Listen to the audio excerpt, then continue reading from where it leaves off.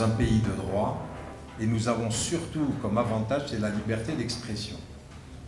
Je vous rappelle que depuis le début de la campagne électorale, nous, musulmans, notre religion, l'islam, ont été stigmatisés, attaqués, ont considéré que nous ne devions pas rester en France. En tant que recteur de la mosquée de Paris, je veux montrer que les musulmans peuvent être des citoyens à part entière et qu'il n'y a aucune incompatibilité entre notre religion et les principes de la République. Notre République, elle s'enrichit de l'universalisme, elle s'enrichit de ses différences, elle s'enrichit de vos visages. Et c'est ce que je voudrais vous dire au nom d'Emmanuel Macron.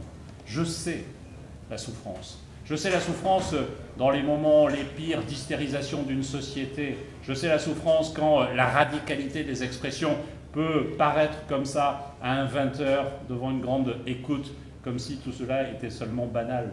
Je sais l'amalgame qui est fait entre l'islam et l'islamisme, qui dessert évidemment ceux qui font le choix d'une religion, celle de l'islam. Nous avons deux projets de société qui se font face aujourd'hui.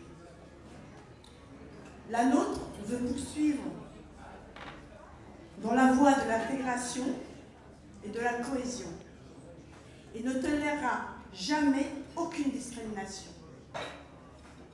Moi, je suis gaulliste.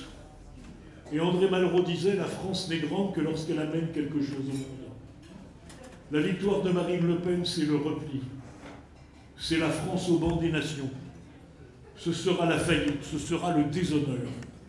Être français, on ne peut pas, quand on aime la France, voter pour Marine Le Pen et pour l'extrême droite.